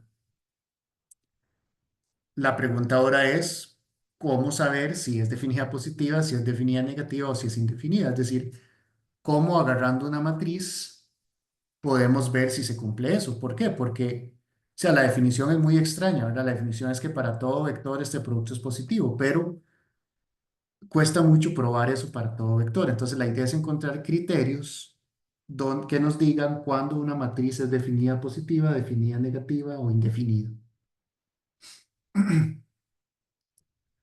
¿Ok? Entonces, ¿cómo saber si una matriz es definida positiva o negativa? Hay formas distintas teóricas de saberlo. Vamos a centrarnos en dos. Hay una forma que es por valores propios, que si ya lo vieron en un curso de álgebra lineal, esto les puede facilitar las cosas. Eh, entonces, ¿qué es un valor propio de una matriz? Un valor propio de una matriz es un punto, un número real, ¿verdad? Tal que existe un vector donde la matriz por ese vector es un múltiplo del vector. Eso es lo que se llama ser un valor propio. Y hay todo un procedimiento para encontrar valores propios. Yo me voy a centrar en el segundo método, ¿verdad? Si ustedes saben cómo calcular valores propios y tienen facilidad para calcular los valores propios, pueden usar el primer método. El segundo método se centra en calcular determinantes. Pero bueno, vamos paso por paso. Si A es una matriz n por n, entonces el késimo menor principal dominante es el determinante de la submatriz que consiste en las primeras k filas y k columnas. ¿Qué significa eso? Por ejemplo, yo tengo una matriz 3 por 3. ¿Qué sería eh, qué sería vamos a ver si qué forma de, ajá, no me sirve. ¿Cuáles son los menores principales? Los menores principales son agarrar estas submatrices, ¿verdad? El menor principal el primero es este número. Luego el segundo es el determinante de esta matriz 2 por 2 y el tercero es el determinante de esta matriz 3 por 3. Entonces, el determinante uno de nuevo es esto de acá. El 2 es el determinante de esta de acá, que sería esto. Y el 3 es el determinante de la matriz grande, ¿verdad? Pero si ustedes tienen una matriz gigante de 5 por 5, tienen 5 menores principales dominantes. Sería agarrar el uno por uno, el 2 por 2, el 3 por 3, empezando desde la esquina de arriba. Esos son los menores principales. ¿Ok? Entonces, los criterios son los siguientes. Una matriz es definida positiva si todos los valores propios son positivos. Semidefinida positiva si todos los valores propios son no negativos. Definida negativa si todos los valores propios son negativos. Y semidefinida negativa si todos los valores propios son no positivos. E indefinida si existen valores propios positivos y negativos. ¿Verdad? Entonces, para los que saben calcular valores propios, si se les facilita eso, si ustedes agarran la matriz hessiana y le calculan todos los valores propios y todos son estrictamente positivos, entonces hay un mínimo. Si todos los valores propios son negativos, entonces hay un máximo, ¿verdad? Entonces, con valores propios, el criterio es un poquito, es sencillo una vez que uno tiene los valores propios. El problema es que para encontrar los valores propios el proceso puede ser un poco tedioso, ¿verdad? Pero este es el criterio. Ahora, vean algo importante en el criterio general, criterio de la matriz hessiana. Vean que el criterio dice que si H es definida positiva, entonces en C hay un mínimo. Definida negativa, en C hay un máximo. Indefinida hay un punto de silla. En cualquier otro caso, el test no decide. ¿Cuál es cualquier otro caso? Semidefinida positiva o semidefinida negativa. ¿Verdad? Para que el criterio funcione, H tiene que ser o definida positiva o definida negativa. Las semidefinidas no me dicen nada. Esto es por el hecho de que cuando uno hace la prueba, o sea, cuando uno tiene esto, uno tiene la matriz evaluada en un punto sí cualquiera. Uno lo que compara es la matriz en el punto C. Entonces, para ver eso, uno lo que hace es, esto tiende a esto. Pero si las matrices son semidefinidas negativas, o sea, si admitimos la posibilidad que sean cero, puede que este límite sea cero y que no me diga nada al respecto. Pero el límite de positivas siempre va a dar positivas. Entonces, el criterio lo que me dice es, este, la matriz tiene que ser o positiva, o definida positiva o definida negativa. Los casos en los que el criterio no decide es cuando es semidefinida. Pero bueno, entonces aquí tenemos eso, ¿verdad? Eh, entonces, si todos los valores, los que me interesan son el 1, el 3 y el 5. Si todos los valores propios son positivos, entonces hay un mínimo. Si todos los valores propios son negativos, hay un máximo. Si existen valores propios positivos y negativos, es indefinida. Y en el 2 y el 4 el criterio no decide. Si es semidefinida, no sabemos nada. El criterio por menores principales es el siguiente. La matriz es definida positiva si todos los menores principales dominantes son positivos. Hasta aquí todo bien.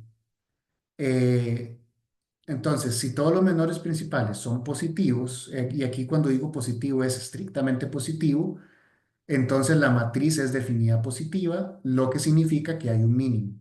Creo que ahorita pongo el teorema donde lo digo así explícitamente. Definida negativa si sus menores principales dominantes en las posiciones impares son negativos y en las posiciones pares son positivos. Es decir, alternan en signo con el primero de ellos negativo. ¿Qué quiere decir eso? Los menores principales, este es el caso 3 por 3, ¿verdad? Si todos son positivos, entonces hay un máximo, perdón, hay un mínimo. Si van negativo, positivo, negativo, positivo, negativo, positivo, entonces hay un máximo.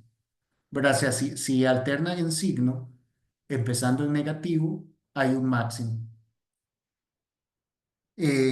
Indefinida si existe un menor principal dominante en posición par que sea negativo o si existen dos en posiciones impares que sean de signos opuestos. Esto es un poquito más tedioso el criterio, pero o sea, básicamente todos los impares, si por ejemplo el delta 1 y el delta 3 tienen que ser negativos, el delta 2 tiene que ser positivo para que sea un máximo. Si existe uno en posición par que sea negativo, o si existen dos en posiciones en pares que sean de signos opuestos, entonces es indefinida. Es decir, si este fuera negativo, ya es indefinida. O si estos dos tuvieran signos opuestos, ya es indefinida. ¿Cuándo es que el criterio no decide? Cuando hayan ceros, ¿verdad? Cuando haya menores principales que den cero. Bueno, aquí es otra cosa. Para semidefinidas se consideran todos los menores principales, pero no nos interesa esta aplicación. ¿Qué significa todos los menores principales? Aquí solo estamos escogiendo las matrices que empiezan en la esquina de arriba, pero uno puede considerar eh, esta matriz de acá, esta matriz de acá, etcétera. Entonces, hay un criterio para saber cuándo las cosas son semidefinidas que utiliza todos los menores principales, pero como no nos interesan las semidefinidas, porque son los casos en los que el criterio no decide, entonces no nos interesa ese criterio. ¿Ok? El criterio anterior se puede reescribir de la siguiente manera. Si yo tengo una matriz simétrica n por n y tengo los menores principales, ¿verdad? Este es el determinante 1 por 1, luego 2 por 2, 3 por 3, etcétera. Entonces, si todos son positivos, es definida positiva. Si menos 1 a la k por delta k es mayor que 0, entonces es definida negativa. De nuevo, esto significa lo mismo, ¿verdad? Porque si k es impar, acá me quedaría que este sería negativo y si k es par sería positivo. Si existe un k par que es negativo o si existen j y k pares que tengan signos opuestos, entonces A es indefinida. Más fácil decirlo con palabras que así, pero a veces aparece así en los libros. La segunda condición es equivalente a decir delta 1 menor que 0, delta 2 mayor que 0, delta 3 menor que 0. Entonces, negativo, positivo, negativo, positivo, negativo. Ok, entonces veamos el caso 2 por 2, que fue el caso que vimos hace un rato. Esta es la matriz hessiana, ¿verdad? Como es 2 por 2, solo hay dos valores principales, ¿verdad? Entonces, El primer menor principal es el determinante de esta esquina, que sería solamente S, y el segundo sería el determinante de toda la matriz, que es este por este menos este por este, que queda esto, fxx menos por fxy menos fxy cuadrado. ¿Verdad? Esto es lo que vimos hace un rato como el discriminante. En este caso es el segundo menor principal. Entonces, la matriz es definida positiva si ambos son positivos, ¿verdad? ¿Qué significa que ambos son positivos? El discriminante es positivo y este es positivo.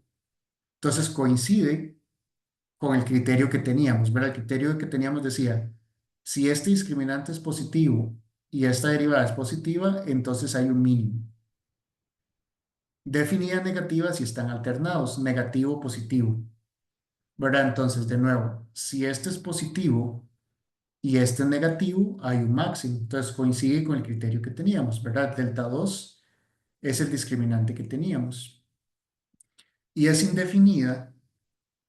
Recuerden que decía que es indefinida si existe un punto en posición par donde es negativo o si existen dos en posiciones impares donde tienen signos opuestos. Aquí no hay dos en posiciones impares, ¿verdad? Solamente está el delta 1, no existe el delta 3. Entonces, si el delta 2 es negativo, es un punto de silla, porque la matriz es indefinida. Entonces, perdón, aquí puse mayor que cero, aquí es este, bueno, sí, aquí es menor que cero, perdón, aquí hay un error. Si el delta 2 es menor que cero, ¿verdad? Si existe un número, uno en posición par donde es negativo, entonces la matriz es indefinida, lo que implica que es un punto de silla, ¿verdad? Entonces vean que si escribimos el criterio en términos de los menores principales, coincide con el criterio que les di hace un rato en las notas.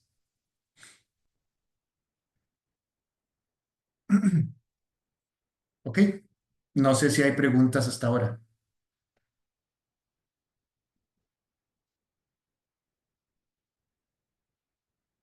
Ok. Entonces veamos un ejemplo. Encuentre y clasifique los puntos críticos de esa función.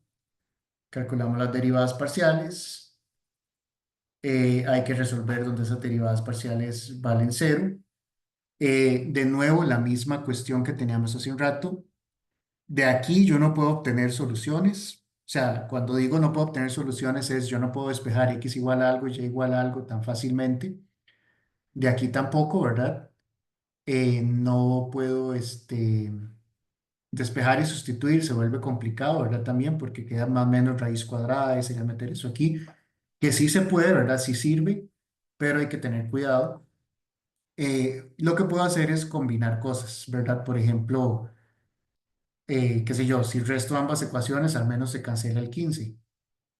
No sé qué es lo que hago aquí. Bueno, si restando ambas ecuaciones, se obtiene esto, ¿verdad? Si yo resto ambas ecuaciones, bueno, se cancela el 3y2 también. Entonces me queda solamente 3x2 menos 6xy igual 0. Es decir, me queda que este producto es igual a 0 y esto me genera dos casos. Este es igual a 0 o x es igual a 2y. Siempre cuando uno hace esa cancelación hay que considerar todos los casos posibles. Entonces, el caso x es igual a 0 y sustituyo en cualquiera de las ecuaciones, me queda 3y al lado menos 15 igual 0, de ahí me sale que y es igual a más o menos raíz de 5. Entonces ahí me salen dos puntos críticos, 0 raíz de 5 y 0 menos raíz de 5. Es decir, del caso x igual 0 salen dos valores posibles para y. Y del caso x es igual a 2y, si sustituyo en cualquiera de las dos ecuaciones originales, me queda una ecuación solamente en términos de y, que me da de nuevo dos soluciones para y, más o menos 1. Entonces, para y igual a 1, el x vale 2, para y igual a menos 1, el x vale menos 2. Entonces tenemos otros dos puntos críticos. O sea, solamente esa función tiene cuatro puntos críticos. Eso tiene sentido por el hecho que son dos ecuaciones cuadráticas. Básicamente es como si fuera dos soluciones por ecuación, dos puntos por ecuación. Ok, entonces esa función tiene 4 puntos críticos. La matriz hessiana, en ese caso, cuando uno calcula las derivadas, me da eso. El primer menor principal es 6x, el segundo menor principal es 6, bueno, esto. Si evalúen estos puntos, el primer menor principal me da 0 y el segundo me da -180, me da negativo. Pero esto cae en el tercer caso. Existe un punto en posición impar, perdón, en posición par, donde da negativo. Eso quiere decir que es un punto de silla. En el punto 2,1 me dan 12 y 180, o sea, los dos menores principales son positivos. Eso quiere decir que hay un mínimo.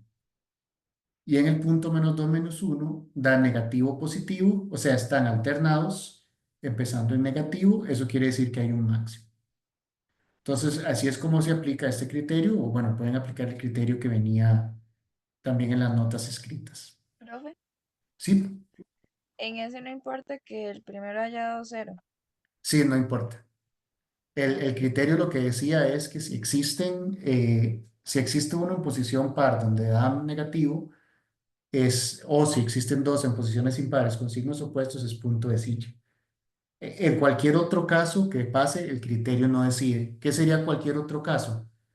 Que haya posición par donde dé cero o que no satisfaga alguna de esas, ¿verdad? Que no satisfaga ninguna de esas condiciones. En ese segundo nos hubiera dado 0, entonces no podemos decir nada. Exacto, ahí no se podría decir nada. Incluso si este da distinto de cero y este da cero, ahí no se puede decir nada. Ujú. Ok. Eh, Vean que esto coincide con el caso en el que el discriminante es negativo, ¿verdad? El criterio que les di en las notas manuscritas hace un rato. Y por último, vamos a ver cómo estamos de tiempo. Estamos bien. Un caso de 3 variables. Consideremos esa función, clasifique esos puntos críticos. Aquí ya les estoy dando los puntos críticos, ¿verdad? No hay que encontrarlos. Entonces, supongamos que esos son puntos críticos para esa función. Calculamos la matriz hessiana, ¿verdad? Es una matriz 3 por 3 porque son 3 variables. Entonces, es derivada con respecto a x. Esa es una matriz simétrica, ¿verdad? Cuando calculamos las segundas derivadas, me da esta matriz. ¿Ok? Si calculo en 0, 0, 0, me da una matriz diagonal, ¿verdad? Porque aquí solo las derivadas con respecto a una variable dos veces me dan distinto de 0, el resto tiene una variable ahí, entonces a la hora de evaluar en 0 me queda solamente la diagonal. Y si calculo la matriz en -1, 1, 1, me da esta matriz de acá. ¿Ok?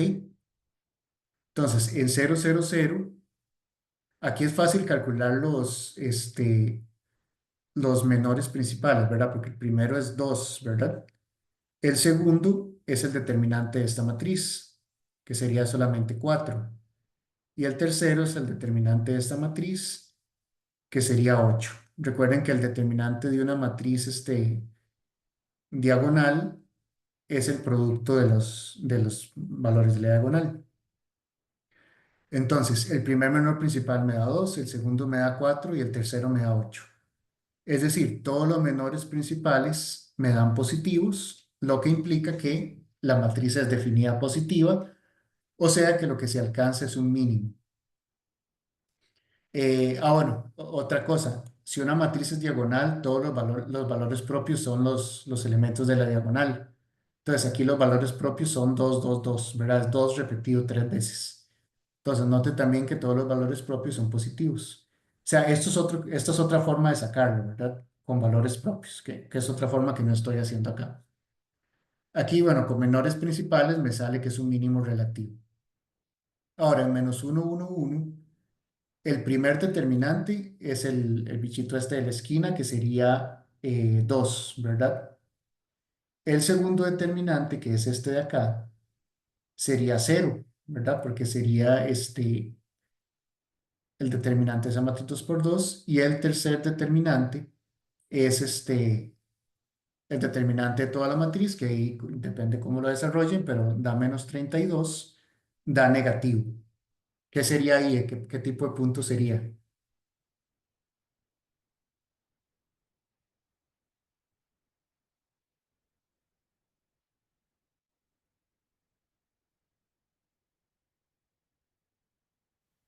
Si el 2 da igual a cero, no es que no decide. No necesariamente. En el ejemplo anterior sí, en este no. Vamos a ver, con solo que aparezca un cero, ya no puede ser ni máximo ni mínimo, ¿verdad? Porque máximo o mínimo requiere que todos tengan signos positivos o negativos, ¿verdad? Por ejemplo, o todos positivos o signos alternados. Entonces, con solo que haya uno que sea cero, ya descarta que sea máximo o que sea mínimo. Pero hay que ver el tercer criterio. El tercer criterio tenía dos condiciones. O que haya uno par donde es negativo, o que haya dos impares donde se tengan distintos signos. Y ese cae en ese caso, ¿verdad? Porque tengo que el delta uno y el delta 3, uno es positivo y el otro es negativo. Entonces caen en el caso donde la matriz es indefinida. Entonces, como delta uno y delta 3, o sea, el que el producto sea negativo es otra forma de decir que tengan signos opuestos. Entonces el criterio nos dice que aquí hay un punto de silla. Entonces, ese criterio 3, ¿dónde está? Está puro. ah, no sé ni dónde está. Acá. El criterio 3 es si existe un K par donde el delta K es negativo o si existen dos impares donde tengan signos opuestos, entonces es indefinida. Entonces, cuando sale un cero, hay que buscar si se cumple alguna de esas condiciones.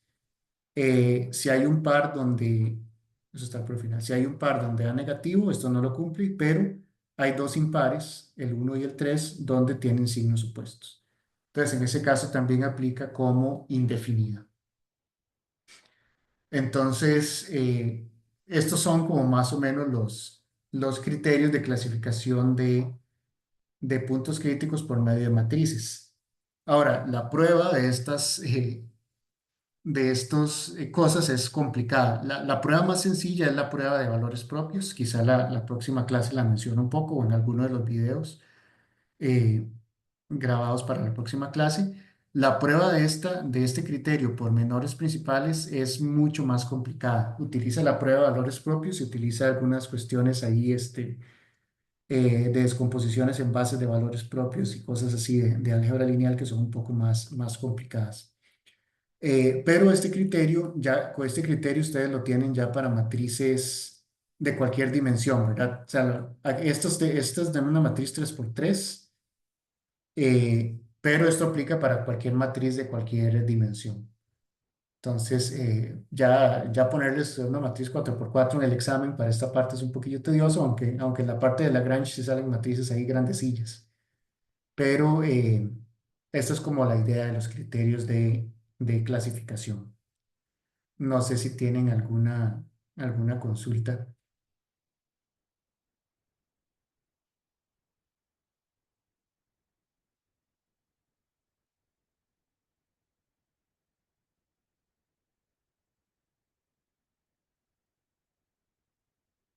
Ok. Eh, entonces,